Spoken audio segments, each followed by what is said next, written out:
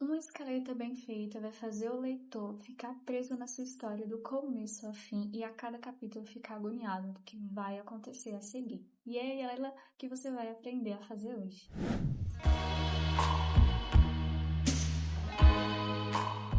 Uma escaleta nada mais é do que uma escala de cenas. É uma estrutura que você vai montar por trás da sua trama, que vai definir o que vai acontecer na sua história do começo ao fim, de capítulo para capítulo, relacionando sempre uma cena à outra, tendo ali a configuração, o clímax e a resolução, fechando ali um pacote completo da sua história.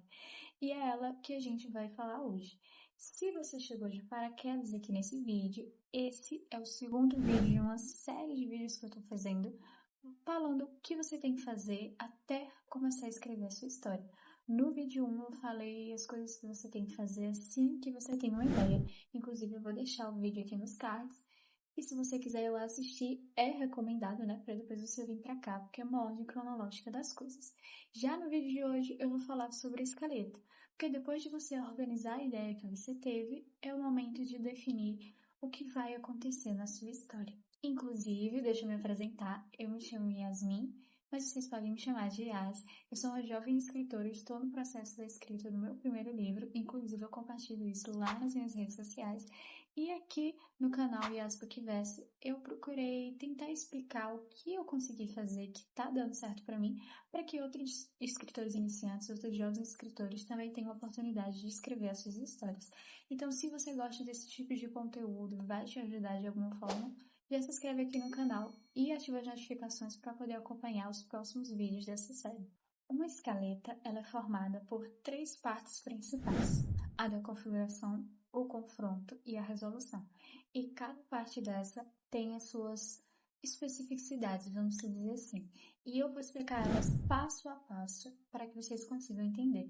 E para melhorar mais ainda a nossa didática, eu vou usar uma história que já existe, inclusive é uma história muito famosa, divide opiniões também, mas ela tem uma escaleta bem visível, então vocês vão conseguir entender melhor.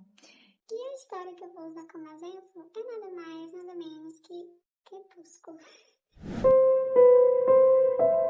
Independente se você gosta da saga ou não, o que é inegável é que a história tem sim uma escaleta bem definida. E de acordo com o que eu for explicando as partes aqui, vocês vão conseguir identificar, porque eu vou dando exemplo do que acontece lá na história.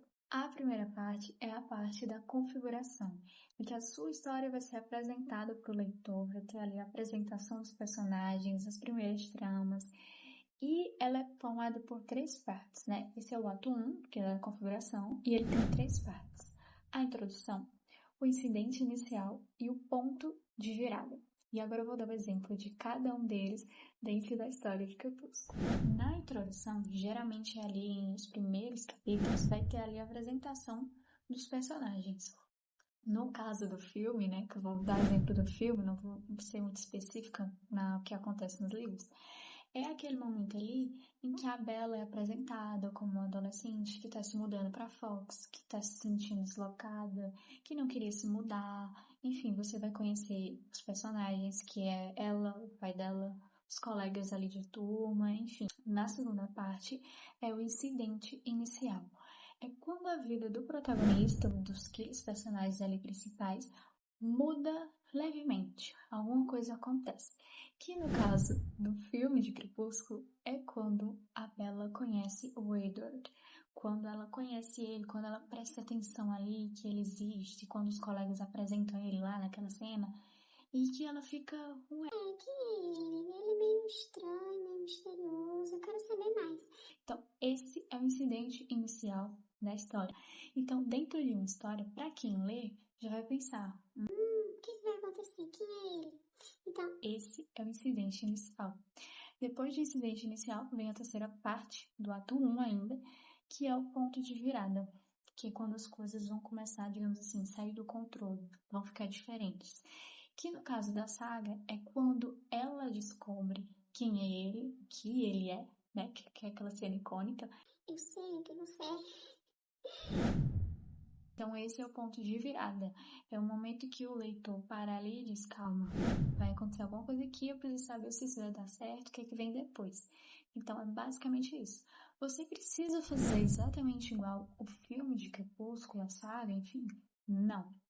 Você vai organizar de acordo com como for a sua história, desde que no ato 1 tenha uma introdução, tenha um incidente inicial e tenha ali o ponto de virada, dependente de como você for fazer. O ato 2 é a parte do confronto, em que vai ter a parte da ascensão da aventura, do plot twist e do ponto de virada novamente. Vou explicar aqui basicamente para vocês cada um.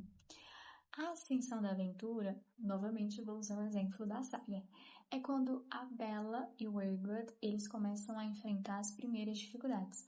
Quando a Bella vai lá na casa da família Cullen, né, a família dele, em que tem aquele, digamos assim, aquele leve desentendimento com os outros membros, que o Jasper fica agoniado ao ver ela, aquela coisa ali, aquele momento de tensão. Então, essa parte, em conjunto com o ponto de virada anterior do ato 1, é que vai, digamos assim, vai atiçando o leitor para ele entender que tem um plot twist vindo.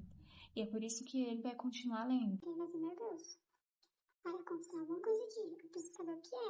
Eu preciso adivinhar o que é. Então, é basicamente isso.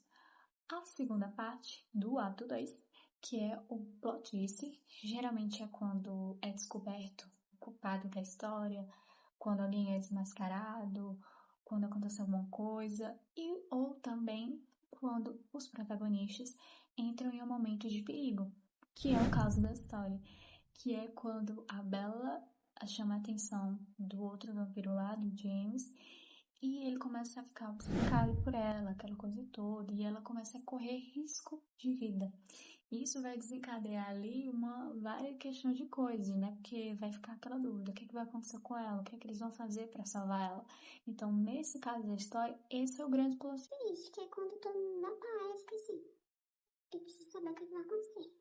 Então, é nesse momento que na sua história você vai ter que definir qual vai ser o grande plot twist. Depois desse, a gente vai ter o ponto de virada. Que esse ponto de virada, ele vai ser um gostinho para o clímax, que vem depois no ato 3. Na questão da história que eu estou usando como exemplo, né, Crepúsculo, o ponto de virada é quando a Bella ela é capturada pelo James e ela fica gravemente ferida, aquela cena lá, aquela coisa toda. Então, teve um plot twist em que ela entrou em perigo, ele consegue capturar ela, ele fere ela, e vai estar um gostinho ali do que vai acontecer depois, porque você sabe que o Edward vai atrás dela, ele vai tentar fazer alguma coisa. Então vai ter ali um gostinho para você tentar imaginar o que vai acontecer depois, se alguém vai morrer, o que vai acontecer. Então, essa é a função do ponto de virada depois de plot twist, desse ponto de virada aqui. No ato 3, que é a resolução, que a sua história vai se resolver, mesmo que a sua história seja uma trilogia, seja uma duologia ou seja uma saga, cada livro ele tem que ter essa mesma estrutura de escaleta e tem que ter uma resolução no final, pelo menos uma resolução daquela parte, para depois você continuar. Inclusive, Crepúsculo é uma saga e mesmo assim, essa primeira parte que eu estou contando, que é do filme 1, tem a sua resolução também. Então, assim, no ato 3, que é o ato da resolução, né? A última parte da sua história, tem o pré-clímax, o clímax e o desfecho. O pré-clímax é meio que uma continuação do ponto de virada, né? Cada parte dessa é uma continuação da anterior que você vai organizando as cenas. E no caso da saga, é quando James força a Bella a obrigar a intervenção da família Cullen, né? Que é quando eles vão lá, de fato, salvar ela, vão atrás dela, enfim. Tem aquela traumatização todinha. Então, esse é o pré-clímax. Por que o pré-clímax? Porque ele vai anteceder a cena mais tensa da história que vem a seguir. Depois disso, vem o clímax, de fato, que é a cena mais tensa, que no caso da saga, é quando Edward vai enfrentar ali o James, os outros da família Cullen vão ajudar, vai ter aquela batalha e ele vai conseguir salvar ela, de fato.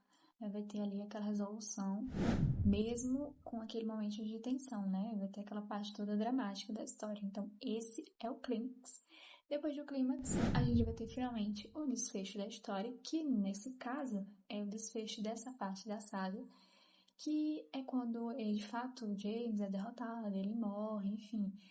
E o Edward tem a decisão digamos assim, abandonar a Bella, vamos dizer assim, porque ele sabe que não ia dar certo, que eles são de dois mundos diferentes, enfim, também tem a questão que ele decide impedir a transformação dela. Então, assim, é uma parte do desfecho dessa história que deu um gancho para a continuação dela, que é o segundo livro, o segundo filme, enfim, da saga. Mas, no caso dessa história, se for um livro só, vai ser o desfecho, de fato, a resolução de tudo. Então, basicamente, essa é a estrutura de um esqueleto.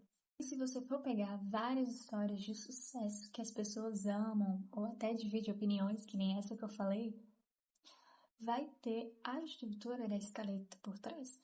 Essa estrutura da escaleta é usada em filmes, em séries, então é uma forma de você organizar a trama para ter ali os pontos altos e baixos, para prender aquela pessoa, o espectador, o leitor, enfim, do começo ao fim.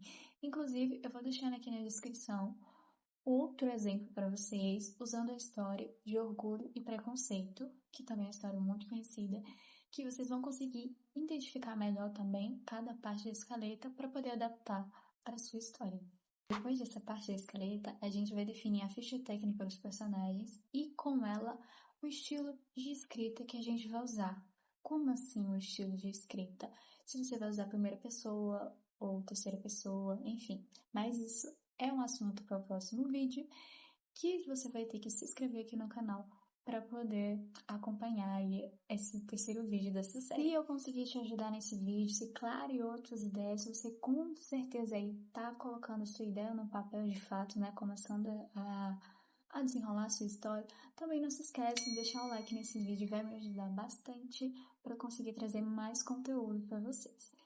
E é isso, gente. O vídeo de hoje vai ficando por aqui. Eu espero muito que vocês tenham gostado, que eu tenha ajudado de alguma maneira. E vejo vocês no próximo vídeo.